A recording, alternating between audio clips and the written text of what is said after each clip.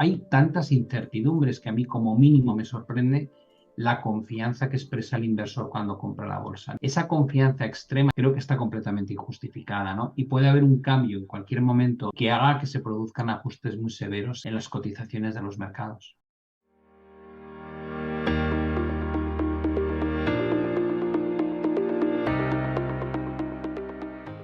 Y por aquí con nosotros, como cada mes, Pablo Gil, estratega de mercados para España y Latinoamérica de XTB. ¿Qué tal, Pablo? ¿Cómo estás? Muy bien, Héctor, ¿cómo estás? Bien, por aquí antes comentábamos fuera de micro que tenemos las agendas cada vez más apretadas, cada vez más eventos, cada vez más historias, pero bueno, salimos adelante con todo, encima con la actualidad económica que nunca para, bueno, esto por lo Sí. menos los que somos apasionados pues lo vivimos bien, pero es verdad que todo es un suma sigue, ¿no?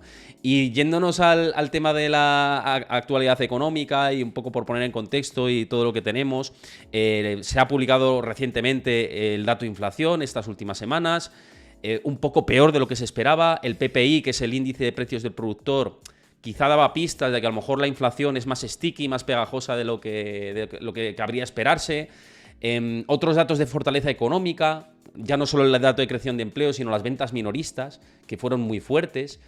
Y esto parece generar determinada complacencia para el mercado y más gasolina quizá para la Fed, de decir, no vamos a parar, ¿no? Como es lo que está descontando ahora mismo el mercado. ¿Cómo has visto estos últimos datos por un lado?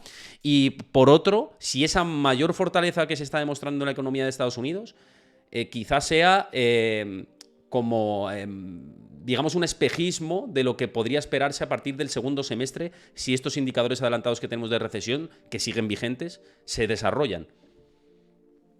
Pues yo creo que lo has descrito muy bien, ¿no? Un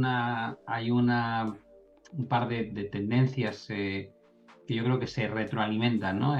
Cuanto más tarda la economía en mostrar desaceleración, especialmente por el lado del consumo, más preocupación tiene que haber en la mente de los consejeros de la Reserva Federal en la medida en que la inflación va a remitir y está remitiendo, pero todavía sigue lejísimos del objetivo y aquí el problema es que se frene, ¿no? Yo creo que puede haber un punto de inflexión muy importante si en el proceso de desinflación desde el punto de vista de la tasa interanual de repente pues pasamos por 2 o 3 meses donde no haya ninguna mejora o incluso haya un momentáneo empeoramiento, ¿no? Si ocurre eso, va a haber un choque de trenes entre la mentalidad ultra optimista y cómoda que tiene el inversor ahora de este problema ya está pasado y lo que pueda tener que decir la Reserva Federal que va a tener que hacer a fin de conseguir doblegar las presiones inflacionistas, ¿no? Yo creo que el año es muy largo, estamos en febrero, hay mucha gente como que da por hecho ya está acabado, digo, pero ¿cómo vas a decir que está acabado? China ha abandonado el COVID cero, está consumiendo a un ritmo mucho más alto que antes, es el mayor importador de materia prima del mundo. Hemos visto que se juntan Anthony Blinken y el secretario de Estado de China y acaban básicamente tirándose los trastos en Alemania y no se ponen de acuerdo en nada, ni en Taiwán, ni con Rusia, ni con el tema de los globos. Dices, la tensión geopolítica es mayor. Europa amenazando que si China da armas ofensivas a Rusia va a cambiar las reglas comerciales y va a imponer sanciones, lo cual es inflacionista otra vez. Uh, Tienes una evolución de los propios datos al margen de estas cosas que se ha ralentizado, que ya no demuestra esa caída en tasas interanuales tan rápido como estábamos viendo. En España y en Francia has tenido repuntes de inflación en tasa interanual en los últimos las últimas publicaciones que han hecho ambos países. Um, Estamos a años luz del nivel del 2% en Europa, con lo cual deberían seguir subiendo los tipos de interés. Hay tantas incertidumbres que a mí como mínimo me sorprende la confianza que expresa el inversor cuando compra la bolsa. No digo que no sea un acierto en el largo plazo, pero esa confianza extrema, y se ve muy bien en cómo cotizan los índices de volatilidad o los spreads de crédito, creo que está completamente injustificada, ¿no? Y puede haber un cambio en cualquier momento de percepción que haga que se produzcan ajustes muy severos en las cotizaciones de los mercados. Es que, fíjate, y además yo no me acuerdo con quién lo comentaba el otro día, digo, ahora están saliendo de las piedras los que estaban callados hace un tiempo y me está cayendo tanto a mí, además mencionándote a ti también, Héctor Chamizo y Pablo Gil y no sé qué, y los... ¿Ahora qué? ¿Ahora dónde está el mercado bajista? ¿Ahora no sé cuánto? Digo, pero vamos a ver, es que los mercados bajistas, primero, cada mercado bajista es un mundo, o cada momento económico es un mundo, y que tenemos además ejemplos del pasado, como son los años 70, años 80, que nos invitan a ser prudentes con esta escalada de la inflación, primero en la parte de la economía y luego en la parte de los mercados, que tuvimos mercados laterales bajistas durante mucho tiempo. Entonces, creer que con un QT en marcha en Estados Unidos, drenando liquidez a saco y con esa subida de tipos de interés, que además ya no es que la tasa terminal haya bajado porque digan viene un pivote cerca, es que va aumentando esa tasa terminal, el mercado la está aumentando. Y si nos vamos a la zona restrictiva durante más tiempo, que los tipos de interés reales todavía están en negativo, y esto hay que tenerlo en cuenta, y si alargamos el chicle más, en realidad es peor. Entonces, yo creo que hay mucho inversor, ahora me lo dirás tú, cuál es tu punto de vista, pero me da la sensación de que hay mucho inversor complaciente que está acostumbrado a vivir en mercados alcistas o que han vivido el mercado alcista más largo de la historia y que se piensan que otra vez es una subida en V. Y da esa sensación, ¿no? De que hay mucho minorista metido que dice, bueno, pues vamos a volver al dopaje anterior de la economía por parte de la Reserva Federal, y eso se ha acabado, ¿no? Entonces, ¿cómo ves estos mensajes ahora de la gente que dice, madre mía, lo que decías, tal, no sé qué, y ahora qué? Ahora en los agoreros, ¿no? Me hace mucha gracia eso. Yo creo que a este tipo de gente, cuando hace esos comentarios, lo primero que denota es que lleva muy poco tiempo en el mercado. Esa es mi primera conclusión. Yo llevo casi 4 décadas. He visto gente de esta a puñados. Y normalmente hablan durante un tiempo y luego se callan. Lo que pasa es que ese tiempo son años, una década, ¿no? Entonces yo, cuando escucho ese comentario, creo que la respuesta es súper fácil. Digo, mira, cuando decíamos que lo de los meme stocks era un disparate en su conjunto, no tienes ni idea, el short covering que va a haber, los hedge funds se van a enterar, nos vamos a cargar la industria de Wall Street, este tipo de estupideces que se suelen escuchar. Cuando bajaron pelotón el 100% de lo que había subido, igual que otras muchas de este tipo, no abrían la boca. Se callaron y ahí que se quedaron como pajaritos diciendo, madre mía, lo que ha ocurrido. Cuando a la gente le decías, las criptomonedas no son activos defensivos ni es el oro digital, y a mí me gustan, yo tengo criptomonedas, no soy un crítico contra las criptomonedas, pero cuando decías, es que puede haber una corrección de un 80, un 85%, agorero, tal y cual, no tienes ni idea, es que eres muy viejo, no entiendes este mercado, pero luego descubres que de media bajan un 75% y algunas más de un 90%. Todo el mundo se calla. Cuando estaba Bitcoin cerca de los 15.000, ya los 10.000 no eran ningún disparate, ¿vale? Todavía estamos a 25. Y se calla. Cuando les dices, hombre, pues yo creo que los múltiplos que se pagan por los FANG stocks están no idos, están idos 4.000 pueblos. No tienes ni idea, no puede pasarle esto a Tesla, no puede pasarle esto a Facebook. Facebook menos 75, Netflix menos 76, Tesla más de un 70% de caída. Algunas otras de las grandes 50%. Callaos todos. Eso sí, rebota el mercado y suben desde mínimos un 25%, aunque estén abajo todavía un 40% o un 60%, se les infla la boca. ¿Dónde está el mercado bajista? Digo, tío, si de verdad crees que no hay riesgo, cuando ha caído Meta un 75%, ¿por qué no te has puesto hasta arriba de comprarlas? ¿Por qué no te has puesto hasta arriba de Netflix? ¿Por qué no te has puesto hasta arriba de todas estas compañías? ¿Por qué no has comprado a muerte Bitcoin? Normalmente el que saca pecho cuando le empiezas a soltar la presión del cuello, el mercado le da un respiro, es el que sigue aguantando y padeciendo la caída y se enfada porque el mercado cae y celebra cuando el mercado recupera. Pero digo, mira, estaba mirando yo, analizando hace un momento el Russell 2000, me decía, y ya ha subido un 15%. Digo, sí, está todavía un 24% abajo respecto a principios del 2022. ¿Cuál es la cuestión? La cuestión, cuando a mí me dicen, es que te has equivocado, digo, no, mira, equivocarse significa que tú en principios de 2022 digas que sacas o te sales de la bolsa y la bolsa sube otro 20%. Pero cuando tú te sales de la bolsa y la bolsa baja entre un 25 y un 37% que ha bajado el Nasdaq y muchos valores más de un 60 o 70%, digo, es cuestión de si has capturado lo que tú consideras el suelo, ¿no? Pero a mí no me digas que he errado, yo estoy súper cómodo con mi posición. Claro. Con lo cual, se trata más de una rabieta propia del que no ha actuado y que se siente como atacado cuando le dices que vas a bajar. Yo tengo oro y cuando digo que el oro puede bajar a niveles de 1800, desde 1900, lo digo contra mi posición, pero no me cuesta decirlo. Si creo que puede ocurrir, ocurre, porque tengo una visión de largo plazo. Aquí hay mucha gente que está comprada de cosas y el mero hecho de que insinúes que puedan corregir les sienta tan mal que parece que estás insultando a sus hijos. Pero es un tema de cultura financiera, es un tema de haber estado en un mundo Yo creo que, distinto en los fíjate, últimos 15 años. creo que se juntan ahí dos cosas, ¿eh? Te doy toda la razón en lo que dices. Me parece que es, por un lado, como la futbolización de absolutamente todo, como Mm. pasa con la política y tal, y la emocionalidad que eso conlleva, ¿no? Porque tú, cuando mueves tu dinero y está en juego, y tus ideas están en juego, vas como con tus ideas a muerte, ¿no? Da esa Pero sensación eso es de... muestra de un mal inversor. Si tú te Totalmente, dejas, totalmente. si tú eres como un fan de fútbol cuando inviertes, ya déjame que te lo diga, no vas a llegar a buen puerto.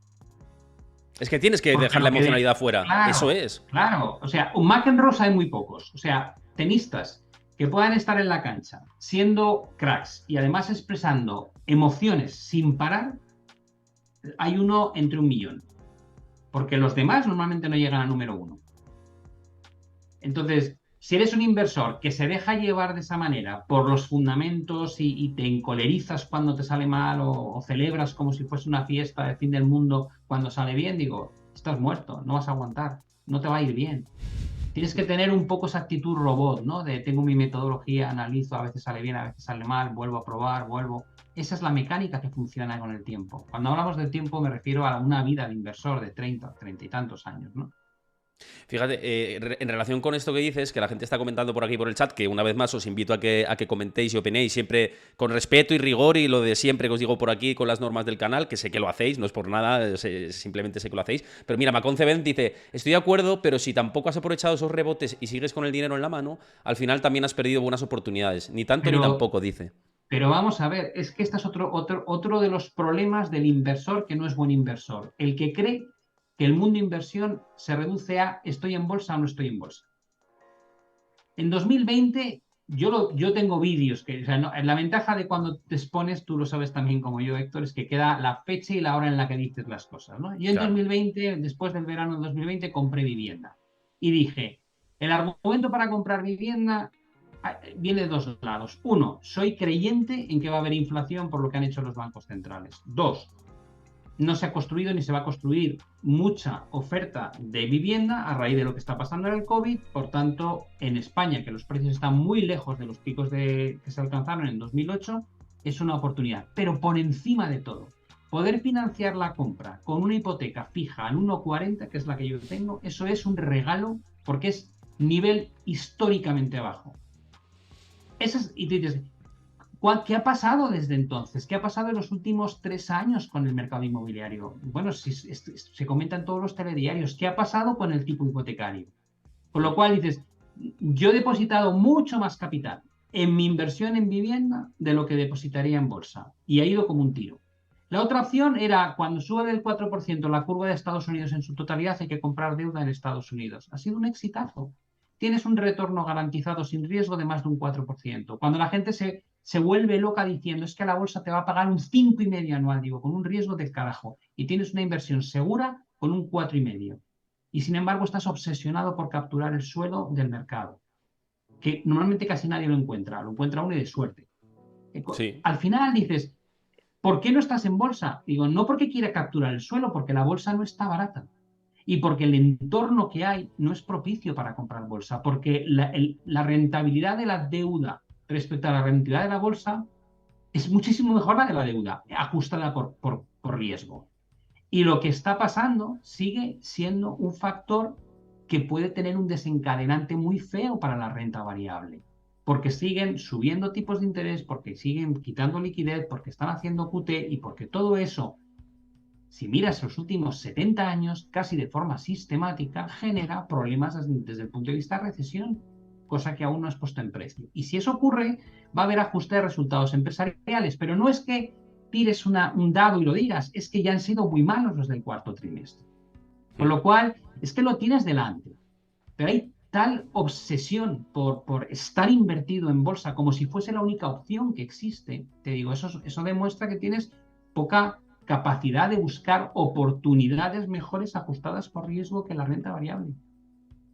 Estoy completamente de acuerdo y es que además a mí también me llegan muchos comentarios de estos que estás comentando y dices, hombre, hay otras cosas, hay renta fija gubernamental, renta fija corporativa de bonos AAA de empresas muy sólidas, históricas y con muy poca capacidad de impago que ahora mismo tiene unas tires, una rentabilidad, vaya, para quien no lo pueda entender, súper elevadas. Sobre todo por la depreciación del año pasado del mercado de bonos en general. Claro, es que se han brindado oportunidades históricas, el oro mismamente, ¿no? Otras áreas de mercado que han tenido un desplome tremendo, que son incluso defensivos, activos alternativos, ¿por qué no? Es que hay de todo, ¿no? Que la gente solo dice bolsa, bolsa, bolsa, y no todo es bolsa. Y hay momentos en los que tampoco se debe asumir tanto riesgo, porque para mí la rentabilidad-riesgo también puede suponer un problema, ¿no? Que al asumir un riesgo muy fuerte por cómo está la situación de mercado me pueda equivocar. Y eso es lo que dices, hay que quitar la emocionalidad del momento para tomar esa decisión. Y has dicho una cosa muy importante, por ejemplo, que es el tema de las expectativas de beneficios empresariales. Leía esta mañana un paper de Morgan Stanley, de Mike Wilson, que voy a sacar algunos extractos para tanto para mi canal de Discord como para mis redes sociales, que hablaban de que hay más riesgos a la baja de resultados negativos en los próximos trimestres que al alza por sus modelos estadísticos que tienen y por cómo están siendo los guidance, etcétera, etcétera. Claro, esto es bajista también para la bolsa, porque no está en precio todo esto. Y estamos teniendo en cuenta, ahora por entrar un poco en la complacencia del no landing que dicen muchos economistas, etcétera, que no va a haber un aterrizaje. ¿Te parece muy complaciente todo esto? Porque a mí me lo está pareciendo, ¿eh? Yo es una opinión personal, sé que hay gente que tiene otras teorías, pero parece como muy... como el momento de la calma antes de escuchar el rayo de la tormenta, ¿no? Mira, yo no me planteo, o sea, nunca me planteo el intentar capturar los puntos claves del mercado. Creo que es muy difícil, es más fortuito que otra cosa. Pero lo que Mm, sí me planteo es buscar esos entornos donde en lugar de complacencia lo que hay es estrés. Normalmente sé que cuando hay estrés estamos cerca de oportunidades importantes en la vida como inversor. Después de 40 años ya lo sé. Eh, la única vez que he visto estrés y falta de interés absoluto por algo fue en el año pasado en China y compré en noviembre. Entonces, ¿por qué digo? Porque todo el tío con el que hablaba, incluso aquellos que yo consideraba referentes, que me gustan charlar, son antiguos gestores como yo y tal, me decían, no, no, Pablo, no se puede tocar, tío, no se puede tocar China. Demasiadas incógnitas. COVID cero, el tema del housing, el real estate está fatal, eh, el tema de Taiwán, todo el mundo. No se toca, no se toca, no se toca. Y dije, ha bajado un 75% desde máximos históricos de 2007. Digo, está a valoraciones de derribo. Ahí es donde surgió la oportunidad. Luego cambiaron la política COVID cero, luego ves que empiezan a meter estímulos monetarios y fiscales de forma más acuciante, que no tienen problemas de inflación como el resto. ¿Quiere eso decir que no tiene riesgos? Claro que tiene riesgos, pero el clima de encontrar una oportunidad buena nace de que nadie la está buscando. En 2009 nadie buscaba el suelo del SP y menos aún del sector bancario. Todo el mundo lo que te decía era yo gestionaba un fondo de 500 millones de dólares meramente financiero, ¿no? Entre Europa y Estados Unidos. Y me decían, ¿qué banco va a quebrar el siguiente? Nos llamaban los clientes, no querían saber nada más que esto. ¿Cuál va a ser el siguiente banco que va a quebrar? ¿Qué pensáis? ¿Cuál es vuestra quiniela? Ese era el entorno de los mínimos de mercado. En el año 2002, cuando el Nasdaq bajó más de un 80%, todo el mundo nos preguntaba lo mismo. ¿Qué otra compañía tech de las de famosas Internet crees que va a quebrar? No hemos vuelto a ver ese entorno. Bueno, sí, en 2012 la pregunta era, después de Grecia, ¿cuál es el siguiente país que va a hacer el default? ¿Va a ser Italia o va a ser España o Portugal? ¿Qué pensáis? Ese entorno es un entorno que yo llamo de capitulación.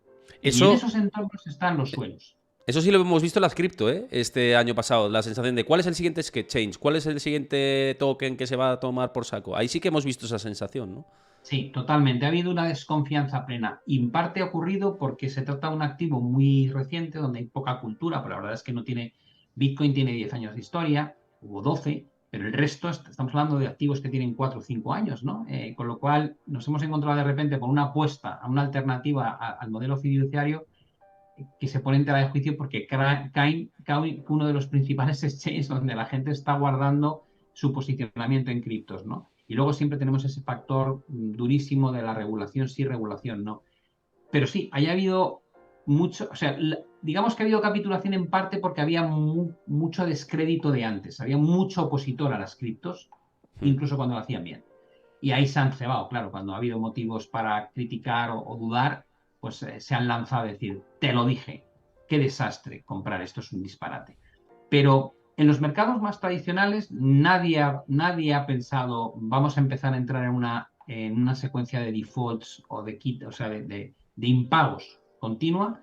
El spread del high yield contra los bonos soberanos se va a disparar, la bolsa se va a hundir. No, ni siquiera en 2022 vimos reacciones en términos de volatilidad que se asemejasen a cualquier otra crisis. Por tanto, yo creo que la gente no ha cambiado el chip, ha sufrido la caída, pero sin cambiar de mentalidad. Y a la mínima de que se ha podido, se ha vuelto a van a pivotar. Digo, van a pivotar. ¿Por qué diablos crees que van a pivotar? ¿Por qué crees que van a volver a tipos al 0%? ¿Por qué crees que quieren balances cada vez más grandes? Cuando el descrédito de haber errado con la predicción de inflación y el miedo a que les pase lo de los años 70 está ahí como una espada de Damocles. ¿Por qué crees que vas a volver? Y en el momento en que asumas, podemos debatir esto, en el momento en que asumas que no vamos a volver a lo que teníamos, será algo distinto, ya puedes ir pensando en cambiar lo que han pasado los últimos 15 años. Porque lo que ha sustentado la bolsa en los últimos 15 años, por mucho que la gente diga resultados empresariales, no. Share buybacks, el 40% del SP. Rebaja fiscal de Donald Trump en 2017. Programas de QE1, QE2, QE3, QE4 y QE ilimitado, además de en Estados Unidos, en el resto del mundo. Liquidez brutal y crecimiento de la masa monetaria. Y si no, mírate análisis de correlación de estas cosas con la bolsa y descubrirás que son de más de un 78-79% las correlaciones. Si crees que eso no va a volver, tienes que pensar que algo es distinto a lo que era hace 10 años y la gente no lo hace. Claro, no, es que es lo que estábamos comentando antes de que el paradigma ha cambiado. Si es que es evidente que las políticas de los bancos centrales han ido por otro lado, ¿no? En este arranque después de salir del COVID y todo esto que hemos visto con el problema de la inflación, ¿no?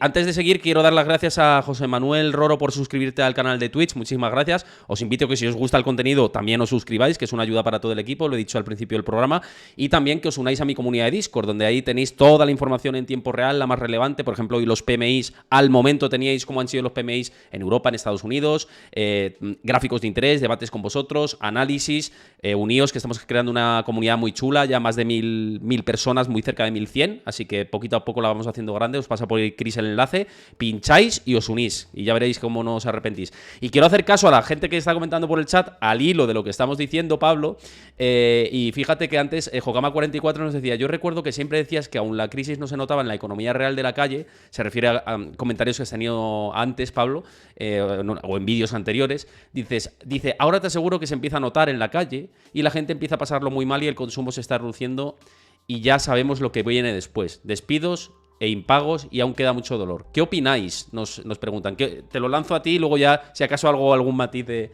lo que puedas comentar. Bueno, yo creo que igual que después de 2008 cambió un paradigma en el momento en que los bancos decidieron hacer QE, hasta entonces, salvo Banco de Japón, no se había hecho QE, y eso cambia, ¿no? Es como de repente alguien decide manipular el coste de financiación a medio y largo plazo con la compra directa de bonos. Y dices, wow, es una manipulación extraordinaria. Acabas de meter un nuevo jugador, y yo siempre ponía para que la gente lo entendiese, tú estás jugando un partido de fútbol y de repente el árbitro salta en un córner y cabecea y marca gol en una de las porterías. Y dices, vale, pues hagamos una pausa. Y dices, tiempo. Esto no es el fútbol que yo conozco. O sea, si el árbitro que va vestido de negro puede saltar y de manera arbitraria cabecear y meter gol en una de las dos porterías, esto no se parece en nada al fútbol que yo conocía. Con lo cual tengo que entender en qué consiste, porque puede ser que el equipo que tenía todas las de perder ya no vaya a perder, ¿no? Por estas nuevas reglas de juego. Y eso hay que asumir que está ahí. Y dices, vale, ¿cuál es la nueva norma existente? Digo, pues que a lo mejor estamos en un entorno de inflación sostenido por encima del 2% durante mucho tiempo, porque han cambiado las reglas de la globalización, porque ya China no es lo que era para el resto del mundo, ni Rusia es lo que era, ni otras muchas potencias están dispuestas a comerciar y hacer las cosas que hacían antes. Y como la globalización es uno de los dos factores junto a la tecnología que mantenían los precios por debajo del 2%, te tienes que plantear que tal vez la inflación va a estar al 3. No voy a decir al 8 ni mucho menos, al 3. Si la inflación va a estar al 3, tienes que plantearte dónde van a estar los tipos terminales. Ya no puedes hablar del 0%. A lo mejor los tipos van a estar entre el 2 y el 4% de forma habitual. El propio Powell te dice que quiere tipos de interés reales positivos. Eso te llevaría a que si la inflación es 3, los tipos puedan estar entre el 3,5 y 4. Y dices, vale, una vez asumes eso, que los tipos ya no son 0% y que tienes un balance creciente de bancos centrales eterno, mete en la ecuación esta pieza. Y dices, el coste del dinero es del 4%. Digo, vale, ahora desarrolla cuánto ganan las compañías, cuánto puede consumir el particular, cómo de cara son las hipotecas, cuánto te queda para gastar en ocio, por ejemplo. Y esto que está, esta persona que te está comentando, ¿no? Es decir, ya lo notamos, digo, claro, hasta ahora solo lo notabas cuando perdías el empleo, por decirlo de alguna manera. Es decir, se producía la desaceleración económica, la empresa veía que no ganaba lo suficiente, reducía costes echando a parte de sus empleados, tú te ibas a la calle, no podías consumir, retroalimentabas el ciclo y se producía una recesión cada vez más profunda. Ahora, el punto de partida es otro, es la inflación. Y dices, vale, yo no he perdido mi empleo porque tenemos una tasa de desempleo en mínimos prácticamente históricos en casi todos los países, economías desarrolladas del mundo, pero mi capacidad adquisitiva no hace más que erosionarse. ¿Por qué? Pues porque la inflación hace que mi dinero cada vez compre menos. Con lo cual, sin padecer el problema a nivel laboral, cada vez soy más pobre.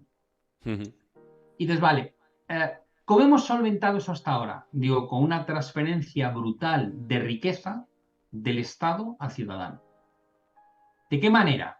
No te preocupes, si en el COVID pierdes el trabajo, yo te pago a través del ERTE una parte importante de tu salario y la empresa tampoco tiene que pagarlo, se lo voy a dar yo por detrás.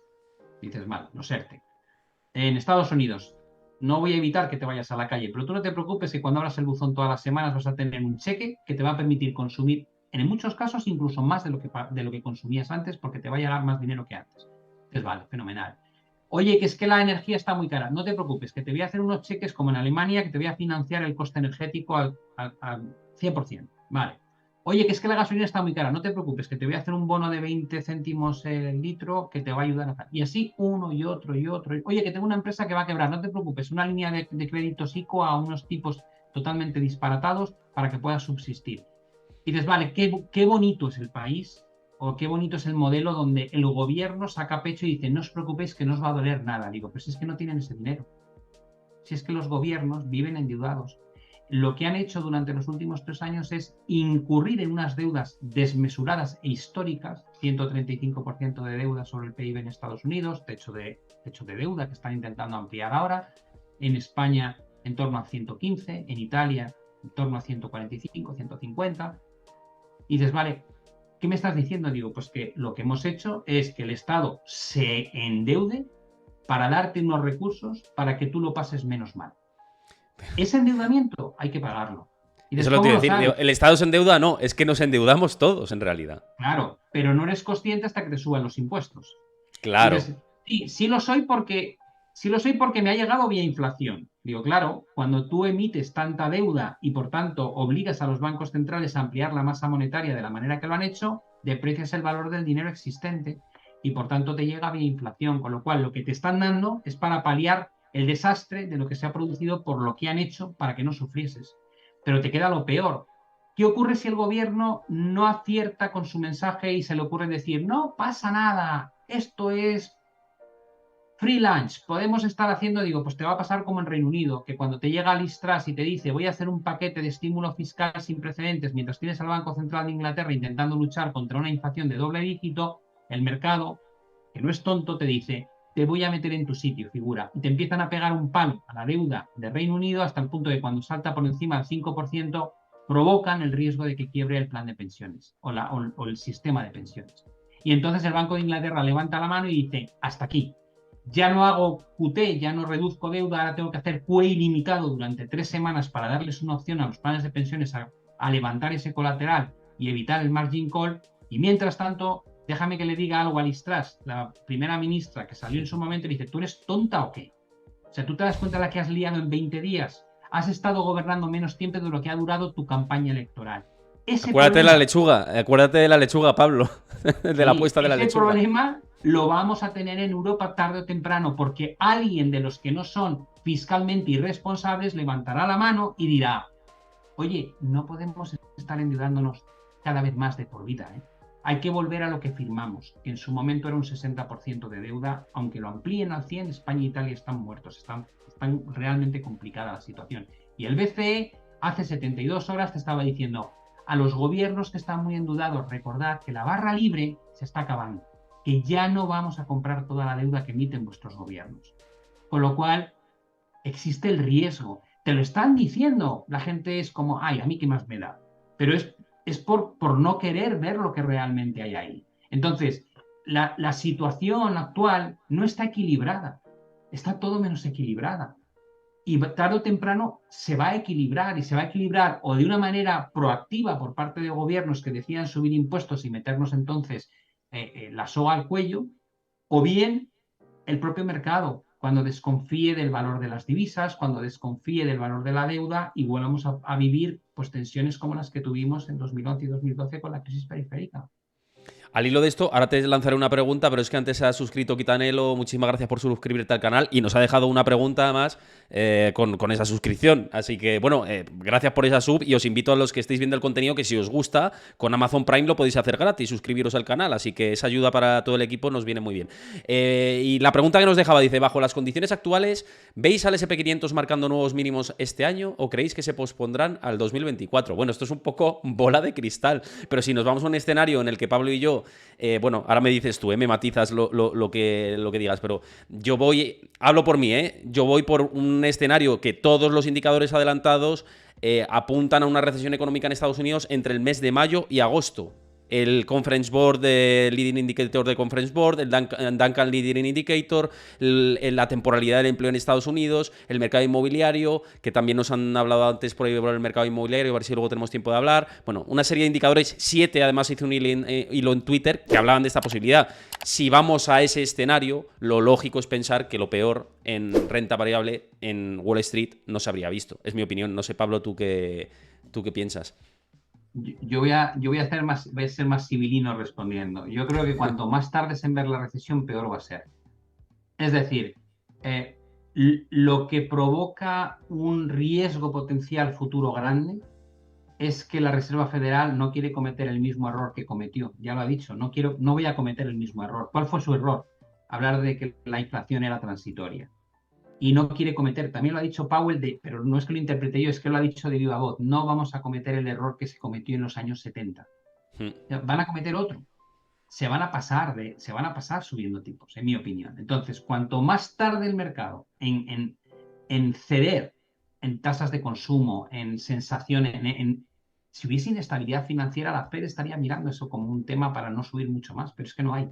Entonces, cuanto más optimismo haya, cuanto más tarde la economía en reflejar lo que están haciendo con los tipos de interés, más se van a equivocar por el lado de las subidas.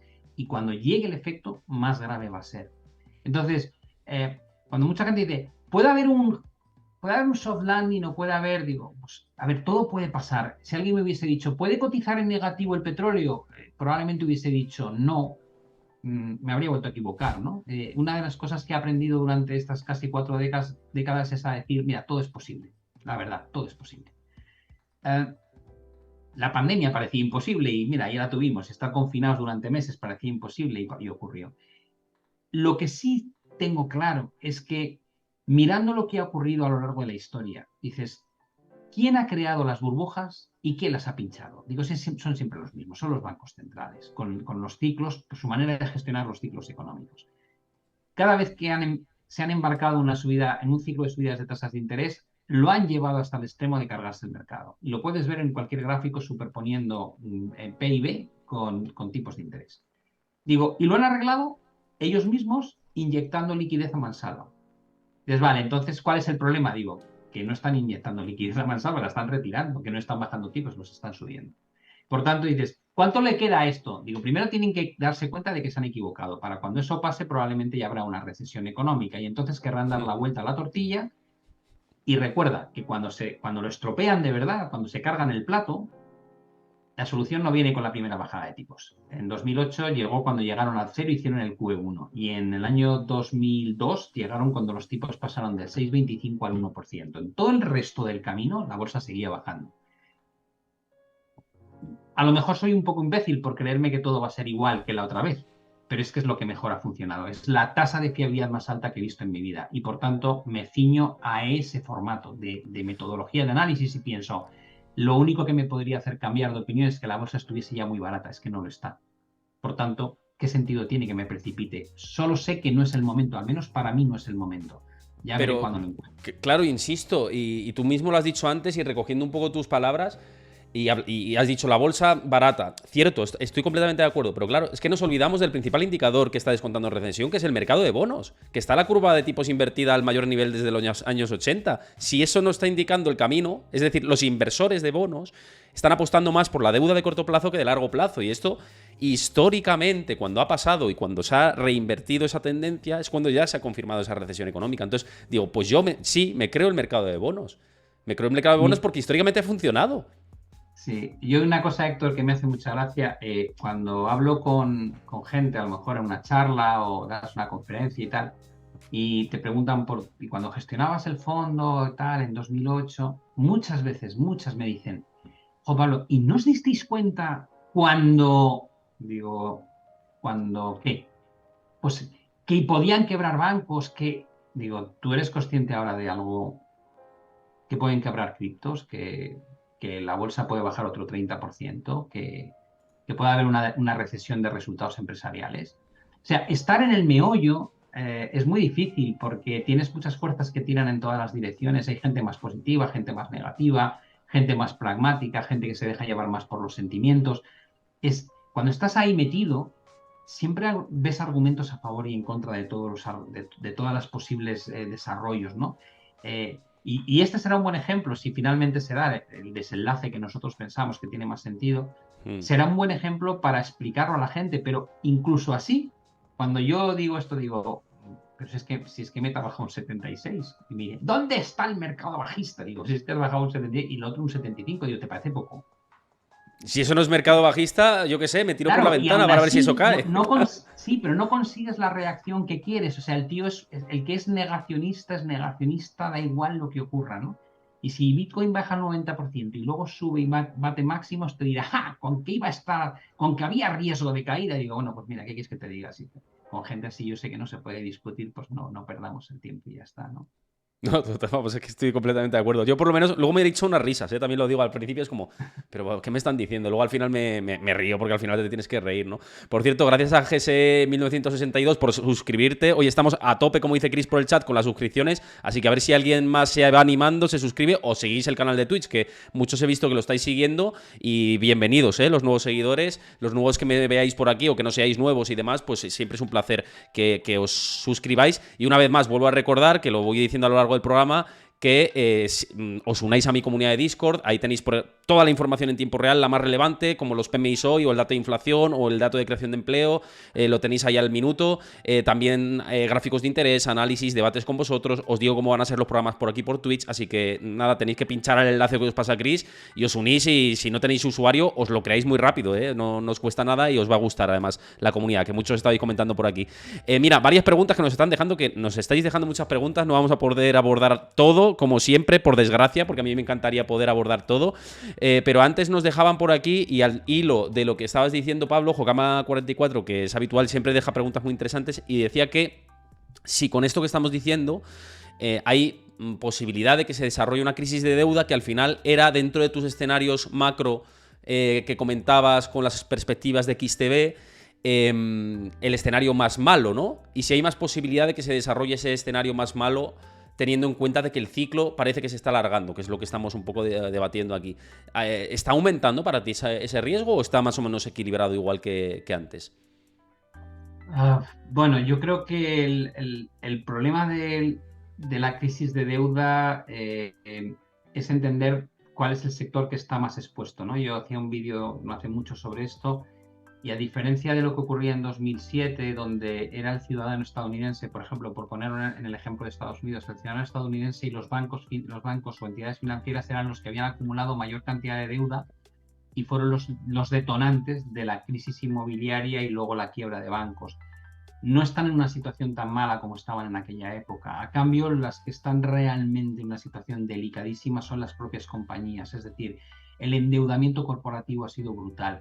¿Por qué? Porque si te fijas en lo que ha ocurrido con el corporate debt durante los últimos 30 años, a cada recesión severa y crisis bursátil se reaccionaba igual.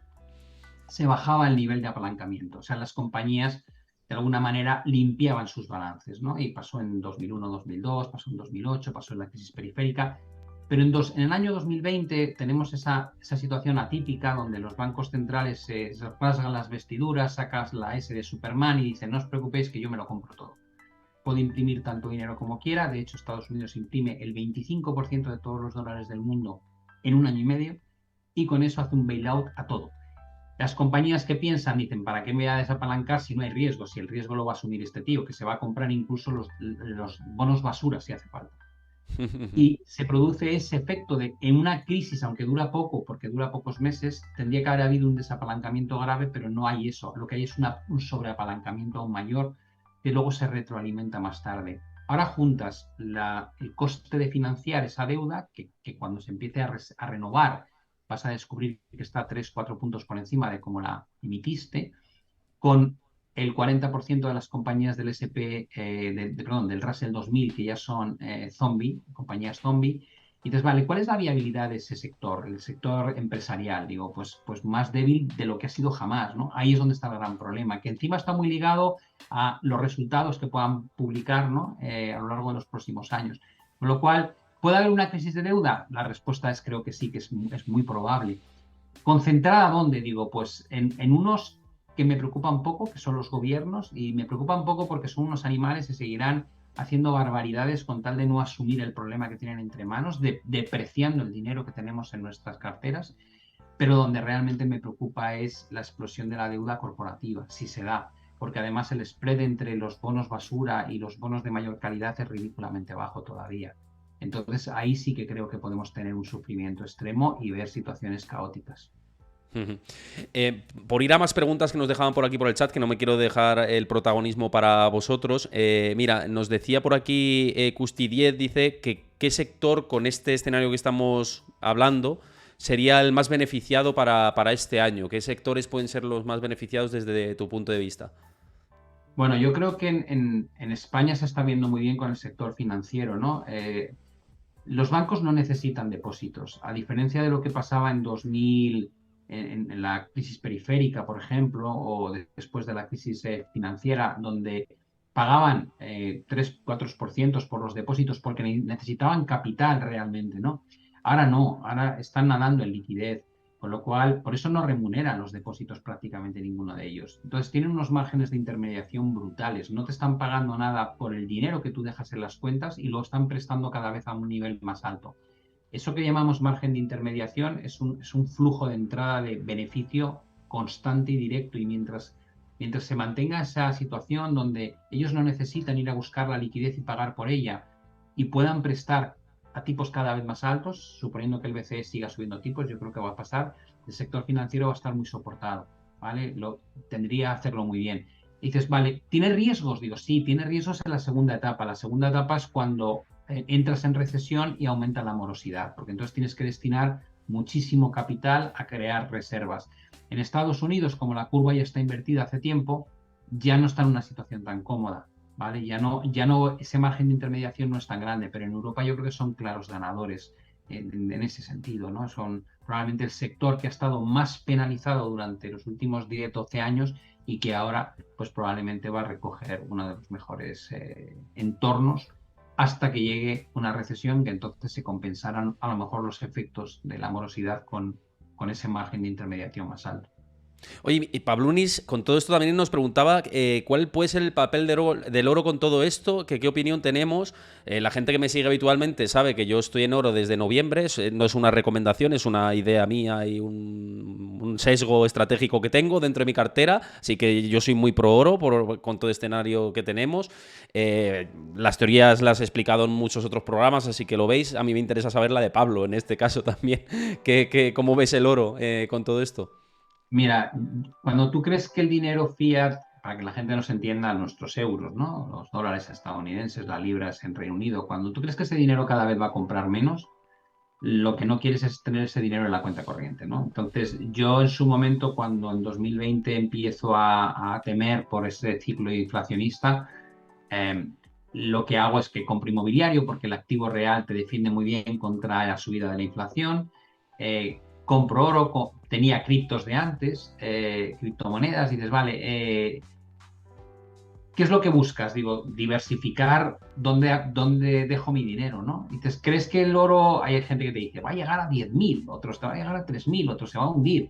Digo, mira, hay veces que cuando tomo decisiones patrimoniales de cosas que quiero tener durante a lo mejor 4, 5, 6 años, no entro en análisis muy sofisticados, lo que hago es utilizar el sentido común, ¿no? Y luego, no quiere decir que no me pueda confundir, pero son decisiones casi en un plano metafísico de decir, bueno, yo en este entorno, yo no quiero tener mucho dinero en divisa, en ninguna divisa local. Yo quiero tener activo alternativo y activo real. Y entonces me pongo a buscar qué me gusta más y luego haces un poco de análisis y acabo con eso, acabo inmobiliario, con oro, con algo de criptos, sabiendo que tengo que ajustar las criptos que tienen mucho riesgo respecto a otras inversiones y me gusta. Sinceramente creo que el oro es un activo, a diferencia de Bitcoin, que la gente le apasiona y lo defienden a muerte como si fuesen sus hijos, pero es una cosa que tiene 12 años de historia. El oro Mm. lleva con nosotros desde los primeros anales de la humanidad, ¿no? Entonces, tienes muchas maneras de analizar el oro y saber hasta qué punto te puede ayudar o no te puede ayudar.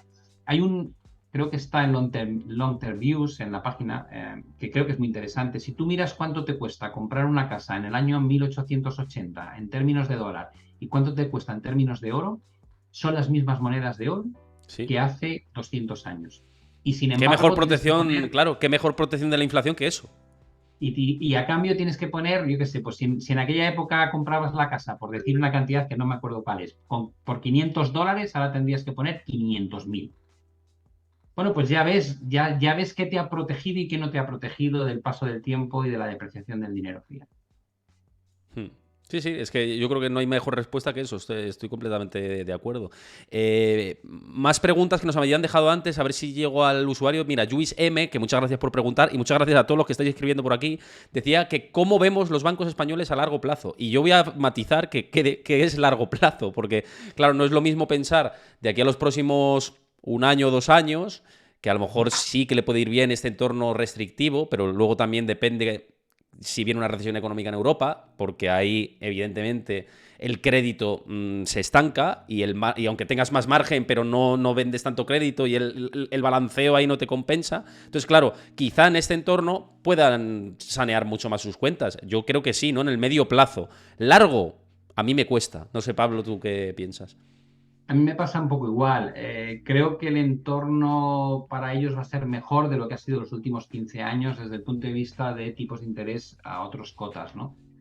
Eh, de hecho, cuando pusieron las tasas de interés al menos 0,50 tuvieron que inventarse la artimaña, el BCE, para ir pasándoles dinero a un tipo todavía más negativo y no cargarse la rentabilidad de los bancos, ¿no? Para que pudiesen sobrevivir al entorno tan absurdo que habíamos creado. Pero, pero también, un poco para aquellos que no estéis acostumbrados a verlo así, no olvidéis que muchos de los bancos españoles, por ejemplo, tuvieron que recapitalizarse en mínimos a raíz de la crisis periférica. ¿Qué quiere eso decir? Pues que cuando tú emites muchas acciones a un precio muy bajo, como fue el caso, eh, te cargas al accionista. O voy a ponerlo de otra manera. Dice, ¿Santander puede volver a donde estuvo? Digo, pues difícilmente, ¿no? ¿Por Con tanta qué? ampliación Porque de capital, es que, claro, es claro, que... que tú lo digas, digo, no, porque si llega a los precios que cotizaban en aquel momento, teniendo en cuenta la ampliación de capital que hizo abajo, valdría más que JP Morgan Claro. o que HSBC. Digo, es una cuestión, es como si yo te dijese, en lugar de mirarlo en precio, empieza a mirarlo por capitalización. El gráfico de capitalización tendría que ser donde analizas realmente la pinta que tienen los bancos. Con lo cual es muy difícil que vuelvan o sea, por no decir casi imposible que vuelvan a como que llegaron a cotizar, ¿no? Lo cual no quiere decir que no puedan subir más. Sí, sí, no. Yo estoy con esa teoría también. Mira, por otra pregunta que nos han dejado con relación al oro, que además nos la ha dejado por aquí el Rojero, que siempre deja preguntas muy interesantes.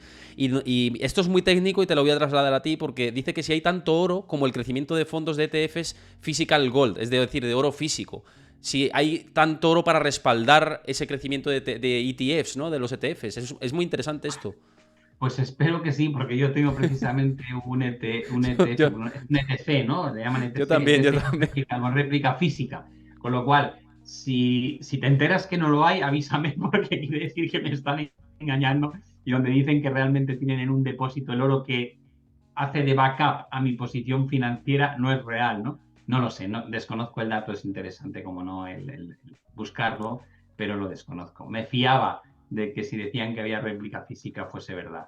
Como en todo en la vida hay un momento en que no puedes comprobar todo lo que te dicen que es, porque entonces no tienes horas al día suficientes como para andar dudando de la cantidad de aseveraciones que se hacen. A No ver, lo sé. claro, desde luego por regulación deben tenerlo, pero claro, se han saltado tantas veces la regulación, tantos productos, que es lo que dices. Las stablecoins también tenían en teoría un colateral que sustentaba el valor y mira lo que ocurrió, ¿no? No, no, por eso hay que hay que andarse con mucho cuidado con todos estos planteamientos. Antes nos dejaba, no me acuerdo qué usuario, nos dejaba una pregunta y decía que qué índices, activos, valores, etcétera, consideras que están mejor para corto, es decir, para invertir en corto. Por ejemplo, se ha hablado mucho del DAX al superar máximos históricos y de índices europeos. ¿Tú esto lo ves como para posicionarte a la contra? No, yo nunca, a ver, mi manera de pensar y de acercarme al mercado a lo mejor es un poco distinta a ese planteamiento. Yo Hmm. pienso, a ver, cuando veo una cosa, lo primero que intento es saber si tiene sentido o no tiene sentido. Entonces, vale, ¿tiene sentido entrar en un bull market con un entorno de subidas de tipo, restricción de liquidez, las bolsas caras todavía, riesgo de que la inflación no remita? Para mí no. Dices, vale, pues entonces ya sé que comprar no quiero comprar. Desde un Hmm. punto de vista de inversión, no digo de trading, ¿eh? No quiero comprar. Dices, vale, entonces, ¿lo quieres vender? Digo, mientras la gente siga completamente optimista, no. Entonces, ¿cuándo lo venderías? Digo, cuando se den cuenta de que se están equivocando. Si yo, se va a entender la fábula de esta forma. En un cine, eh, de repente se desata un incendio. Y yo antes de empezar la película, yo he tenido la prudencia de preguntarle al que me vende el ticket cuál es la salida de emergencia. Y me dice, pues mira, la salida de emergencia está ahí arriba, a la izquierda, arriba del todo de la sala. Digo, vale. Y cuando se desata el incendio, todo el mundo intenta salir por donde ha entrado, que es justo la puerta de abajo, aunque está cerrada. Y yo sé que no es correcto. Imagínate que la soberbia de decir yo sé, pero vamos, imagínate, yo sé que no es correcto y todo el mundo va en dirección incorrecta. Si yo me pongo en medio e intentar pararlos, me van a atropellar, me van a pisotear y voy a morir en la sala de cine. ¿Qué tengo que hacer? Digo, me tengo que retirar. No ir con ellos, porque sé que no van hacia donde tienen que ir bien, me retiro y espero. Y cuando veo que los primeros llegan abajo, comprueban que por ahí no es y se dan la vuelta, me subo al grupo de cabeza. Pero necesito que el cambio lo hagan ellos. Es decir, yo no puedo liderar nada. Con lo cual dices, venderías, digo, no hasta que no se den cuenta de lo que yo considero que es un disparate. Y a lo mejor no ocurre que sea un disparate y no se da la vuelta nunca al mercado. Y bueno, pues entonces nunca tengo que Claro, es que si ponerme. no te pasa como muchas teorías de los hedge funds que se ponen en corto y luego, claro, por eso vienen los levantamientos de cortos. Tienes que esperar a que confirme esa tendencia. Esa Sí, es o la sea que lógica, ¿no? si el mercado me da la razón, aprovecho y busco estrategias. Pero si el mercado no me da la razón, no se me ocurre decir, bueno, yo sé más que nadie y estáis todos equivocados y me voy a poner a vender. No, no, no, eso sé que es la garantía de morir, ¿no? Con lo cual, hay veces que veo disparates y no hago nada, simplemente no participo de ellos y punto. Sí, sí, no, total. Por cierto, se me va a ir la cámara, espera un momento, porque estoy viendo la cuenta atrás. Un segundo. Sí. Ya estamos de vuelta ya por aquí. Escucharme se me escucha, pero es el ahorro de energía que no sé qué tenemos que hacer por aquí para cambiarlo, pero bueno, da igual. La calidad es buena, eso es lo importante. Eso es lo más importante. No, totalmente con esto de las inversiones en corto y de hecho, fíjate con lo de los cortos, que me sirve para un poco la explicación también de lo que ha pasado ahora. En parte, también este movimiento de subida, que ahora, por cierto, el Nasdaq estaba cayendo hoy un 2% y el SP500 también más de un 1%. Mucho de esto también viene explicado por levantamiento de cortos, ¿no? De los movimientos que hemos tenido. Mucho minorista mercadeando con opciones, que esto no se veía antiguamente. El mercado ha cambiado mucho también, eso es cierto. Sí, yo creo que el mercado ha cambiado mucho y la mentalidad no ha cambiado nada. Eh, o sea, yo operaba con opciones hace, no sé, hace 20 años. Y me acuerdo que cuando quise empezar, el jefe que yo tenía, el tesorero, me dijo, antes de dejarte, tienes que meterte en la Excel y hacerme un programita. Tienes que hacerte un programita que yo te pueda hacer combinaciones de hasta 4 opciones distintas y que te saque el resultado neto. Y no solamente a vencimiento, sino con time decay de tres fases. Y yo decía, es imposible. Y me decía, no, no, tienes que hacerlo. Y al final lo haces, claro, tardas meses, pero lo haces. Y cuando lo haces, te dice el tío, ya lo has entendido, ¿no? Digo, jo, sí, ahora sí ya entiendo la importancia de la delta, la vega, la zeta, es decir, cómo juega la volatilidad, cómo pasa el paso del tiempo, cómo juega, si tienes gamma negativa o positiva, cómo afecta la delta. Cuando le hablas a la gente de esto, te dice, ¿qué? ¿Gamma? ¿Vega? ¿Qué? No, no me he enterado. Digo, vale, pues no deberías tocar las opciones, porque no estás entendiendo. ¿Qué te puedes esperar que ocurra? Alguien que no sepa lo que es la gamma negativa debería tener prohibido vender opciones, por ejemplo. Y dices, no te haces una idea de a lo que te estás enfrentando. O sea, no sabes la dimensión del problema con el que te puedes encontrar en un momento dado. Entonces, hay un desconocimiento absoluto en muchísimas ocasiones donde la gente simplemente porque el de al lado lo hace, yo voy y lo hago. Y esas lecciones se suelen aprender cada 15 años, ¿no? De repente, cada 15 años te viene un tsunami de estos, se carga al 80% del que estaba haciendo algo que no sabía muy bien cómo funcionaba, y ese día, pues, reseteas el mercado, ¿no? Como pasó en 2008, pasó en 2002, pasó en 1987. Entonces, cada 15 años aproximadamente tienes una de estas que te deja descolocado y dices, madre mía, llevamos mucho tiempo sin que ocurra, desde el año 2009. Por eso hay una camada enorme de gente que cree que controla, pero realmente si rascásemos descubriríamos que saben muy poco de aquello con lo que están invirtiendo. Y eso es un riesgo enorme. Totalmente, vamos, es que, mira, como por aquí decía Montoya, que es un habitual de mi canal de Discord, que comparte además información súper interesante de de papers de banca de inversión, de gráficos de interés, o sea que una razón más para que os unáis a mi comunidad de Discord, y nos decía, creo que todos los brokers deberían examinar a los clientes para permitirles operar con opciones. Yo sé que muchos lo hacen, ¿no? Pero yo creo que debe ser condición obligatoria, vaya, operar con opciones, porque mucha gente no sabe lo que es operar apalancada y lo hace, o utiliza cuentas de fondeo y se quedan arruinados, ¿no? Es que hay que tener mucho cuidado, y desde aquí que fomentamos mucho la educación financiera, sobre todo decirle a la gente las cosas a la cara, decir, oye, si vas a operar con esto, con productos como CFDs, etcétera, pues lo puedes hacer, por supuesto, pero sabiendo que hay un riesgo y sabiendo cómo funciona el producto, ¿no? Sin más, ¿no? Es como lo que ocurría con las preferentes, que la gente no sabía lo que invertía. Pues es que debía saber en lo que invertía. Y con todos los productos financieros pasa lo mismo, ¿no? Es un poco mi Sí, opinión, ¿no? bueno, De esto. las preferentes se llevó por delante a muchísima gente, ¿no? También hay parte de la culpa, y yo creo que han evolucionado muchísimo, ¿no? Pues en su momento los reguladores que no Mm, estuvieron al tanto de, de- sí. de avisar correctamente de esos riesgos, Mm, y luego, pues como suele ocurrir, por los bancos que aprovecharon esa zona gris para venderle preferentes a todo el que se movía, tanto si era perfil conservador como si era perfil agresivo.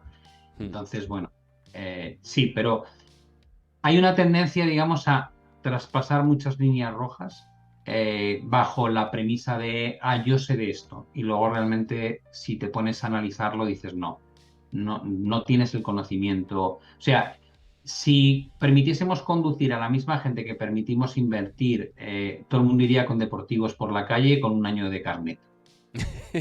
Y dirías, no, no, yo fenomenal. Digo, sí, claro, hasta que te la pegues. O sea, hasta que salgas a la carretera y te encuentres en una situación complicada y entonces ese día descubres que no tienes nada de control sobre el coche, ¿no? Bueno, es nuestra realidad. Yo llevo viéndola desde. Yo empecé en el año 87 y llevo viéndola desde entonces. Al principio yo era de esos, ¿sí? Sí. Bueno, es que también puedes dar marcha atrás de tus pensamientos. Eso, como dice, vamos, hay siempre refranes que hablan de esto, ¿no? Que equivocarse no es de sabios, ¿no? Sí, esto es así. Guillermo Ruiz, por cierto, muchas gracias por regalar una suscripción a la comunidad. 1.000 millones de gracias. Cualquier suscripción siempre es bienvenida al canal de Twitch. Seguir el canal de Twitch también. He visto que muchos lo habéis seguido a lo largo de todo el directo y os doy las gracias. Que todos los directos aquí en el canal de Twitch, muchos me veis por YouTube, de los vídeos editados de Pablo, y sé que muchos venís de aquí, pero si me escucháis esto es lo de YouTube, venid a Twitch también, que aquí es donde hacemos los directos y donde podéis preguntar al directo, interactuar, que lo sepáis, ¿vale? Para cuando me veáis en diferido en YouTube. Bueno, llegamos ya a la parte final. Te quería preguntar, porque últimamente he visto por tus redes, y lo sé de buena tinta, porque lo hemos hablado además por privado, pero para quien no lo conozca, estás preparando un curso de análisis macro ligado a invertir en los mercados. Y quería un poco que nos contaras en qué consiste este curso, porque muchos de vosotros, los que estáis aquí en el chat, me preguntáis por cursos a veces de, oye, iniciarme a invertir en bolsa, o gente que sepa invertir, pero cursos que te ayuden a dar ese plus extra, ¿no? ¿Qué se aborda en este curso? Un poco que nos cuentes si es los precios, las tarifas que tiene, un poco aprovechar este espacio para que lo expliques. Bueno, yo tenía un sueño que era poder explicar la economía de una forma que fuese entretenida, ¿no? Yo creo que es un tema apasionante y además va mucho más allá de la gente que hace trading.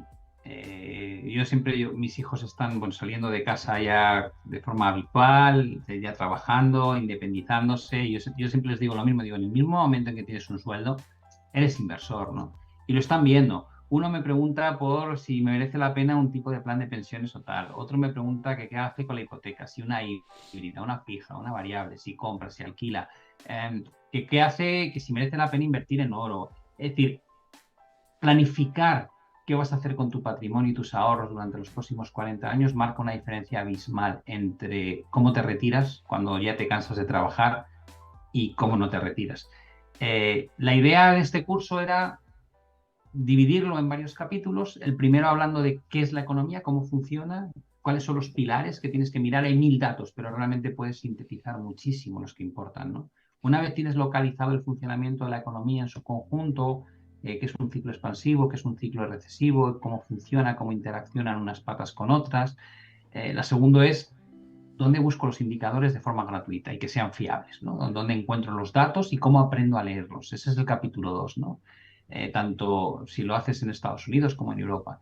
Después tienes otro capítulo que se divide en dos partes, donde está la política monetaria y la política fiscal, porque evidentemente afecta muchísimo alargando o acortando los ciclos expansivos o recesivos y cómo impactan en los mercados. El cuarto, son 5, el cuarto capítulo trata de eh, cómo interacciona la economía con los mercados, es decir, cuál es la relación entre el crecimiento económico, resultados empresariales, valoración bursátil y así con las materias primas y con las divisas también, y por supuesto la renta fija. Y el último es un poquito más así, más entretenido desde el punto de vista, digamos, de bola de cristal, de qué deberías estar mirando para detectar antes de que ocurra un cambio de ciclo, ¿no? Qué tipo de indicadores, qué tipo de sectores, qué tipo de señales y dónde buscarlas. Ese es solamente digamos, el curso de macroeconomía aplicado a los mercados. Luego, espero que de aquí en 2 meses pueda decirte que hay un segundo, que estoy en él, que es metodología de inversión, discutiendo distintas técnicas, tanto desde el corto plazo como el medio y largo plazo. Y el tercero, que me parece apasionante porque siempre me ha parecido muy, muy interesante y del que menos se habla, que es la gestión psicológica como inversor. Es decir, las rachas buenas, las rachas malas, la diversificación del riesgo, la decisión de cuánto importe pones en cada estrategia, cómo compones tu cartera para buscar esa frontera eficiente, ese tipo de cosas. Y en su conjunto, pues eso es un curso, digamos, con 3 partes para aprender a invertir con éxito. Yo lo que intento es trasladar lo que hago yo a nivel personal. Y espero que les guste. Y si queréis información, más que extenderme más, en pablogiltrader.com, que es una web que tiene 3 pestañas. ¿Quién soy? Formación y contacto. Pues en la de formación tenéis hasta vídeos, se puede ver hasta trocitos del propio curso. Y en el precio viene todo. Con lo Pues cual, que si alguien está interesado, que vaya y lo mire. y Ahí creo os que es la paso ahora, forma. Chris, el enlace de la web para que pinchéis y le echéis un ojo al curso, que como siempre, Pablo, que es muy didáctico, va a merecer la pena y os va a merecer la pena seguro. O sea, que ahí os invito a que lo hagáis. Y mira, precisamente con más proyectos personales, preguntaba aquí Tanelo si tienes más novedades del libro, si se puede decir algo sobre el lanzamiento. Sí, está en el horno, está la portada decidida, el libro está ya en impresión y lo último que sé es que me han propuesto estrenarlo para la Feria del Libro. Eh, con lo cual, bueno, parece que vamos en tiempos, no debería haber ningún problema y ya no depende de mí. Ya he entregado, como digo, ya he entregado todo y ya es pues trabajo de Planeta en tenerlo listo para entonces. Así que, bueno, confío, más que espero, que realmente para finales de abril esté a la venta. Yo, en cuanto vuelva de Nueva York, lo primero, ir a por el libro, claramente. Nada, Cuando, tranquilo, yo te haré uno muy dedicado, muy especial.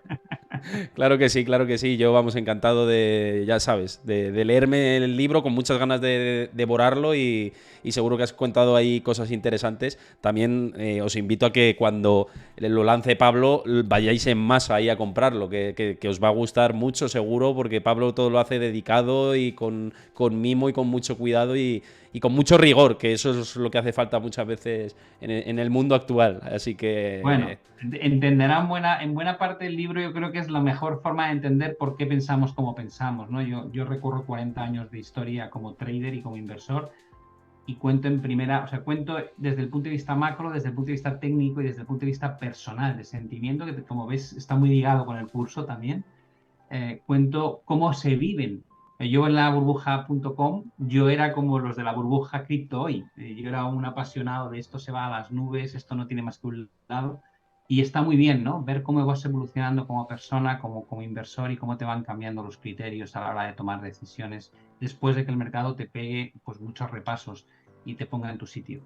¿Y te Creo que influye la edad también en eso? Es decir, el tener más reposo mental, menos impulsividad, ¿influye en eso yo me he también? vuelto, aunque algunos que critican y tal no parecen que lo vean así, yo me he vuelto más humilde. Yo creo que soy consciente de cuánto me puedo equivocar y por qué es tan importante que el stop a mis ideas en algún momento salte. Bueno, te ponen en tu sitio. O sea, es cuando al final es un tema de, se suele decir que sabe más el diablo por viejo que por diablo. Bueno, yo ya soy viejo, con lo cual debo tener algo de sabiduría aprendida a golpes. O sea que sí, creo que cambia mucho la forma de pensar, más que por la edad, por los años que transcurres en este tipo de Por la entornos. experiencia, sí. Por la Eso experiencia es. y vivir muchos momentos diferentes, claro. Sí, sí, Sí. sí, sí. Bueno, pues me queda mucho a mí también para eso. Llegaremos a ese punto. Suerte tienes, qué suerte tienes, Héctor. Bueno, hay mucha gente que, en fin, en fin, pero sí, todavía queda por delante, sí. Bueno, vamos a poner el punto y final. Como siempre es un placer tenerte por aquí, Pablo. Ahora ya nos Bueno, despediremos también por privado, pero un lujo. Y bueno, pues como siempre, un placer y verte aquí cada mes. Y pues eso, nos vemos la próxima. Antes de Nueva York nada. nos veremos. Así que, Fenomenal, pues darte las gracias como siempre por invitarme y también muchas gracias a tu audiencia que son un encanto y además preguntan mucho y creo que es buenísimo que se fomente ese diálogo, ese compartir opiniones, que nadie piense que aquí hay una opinión buena y las demás son malas, eso es un auténtico absurdo y debatir es una cosa muy buena y siempre enriquece.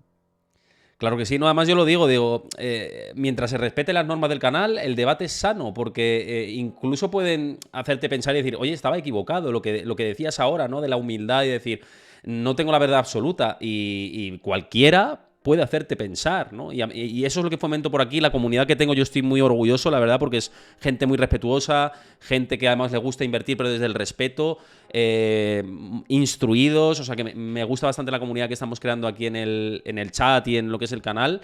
y yo lo sigo, desde luego desde mi lado, ya me conoces además a nivel personal, sabes que yo fomento eso, o sea que tener una comunidad opuesta a mi ideología y a mi manera de sentir y vivir los mercados y la vida en general no estaría cómodo y que cambiaría, me dedicaría a otra cosa, así que os doy las gracias, gente, aprovecho para hacerlo. Y bien, dicho esto, mañana nos vemos 6 de la tarde, que estaré por aquí con Robert Sanz, experto en inversiones y colaborador de Vestos, gestor de fondos, o sea que nos va a dar muchas pistas para también hacer asset allocation ahora, entorno actual, etcétera. Mañana 6 de la tarde, no os lo perdáis. Una vez más, os invito a que sigáis el canal de Twitch si sois nuevos por aquí y no lo habéis hecho. También, si queréis apoyar, suscribiros al canal. Hoy hemos tenido muchísimas suscripciones, así que os doy las gracias a todos los que os habéis suscrito. Con Amazon Prime lo podéis hacer gratis, y si no tenéis, o sea, si tenéis el Prime como prometido otro canal de Twitch, pues tampoco cuesta tanto suscribiros al canal si os gusta este contenido, a nosotros nos ayuda. Y por último, que os unáis a mi comunidad de Discord, ahí comparto información en tiempo real, todos los datos en tiempo real, los más relevantes, gráficos de interés, análisis, debates con vosotros, lo tenéis todo ahí. Muchos de vosotros estáis en Discord, así que recomendadlo a la gente por aquí por el chat. Y lo dicho, nos vemos mañana a 6 de la tarde y nada, que tengáis buena tarde y descansad mucho. Un abrazo a todos, cuidaos, chao Pablo. Hasta luego.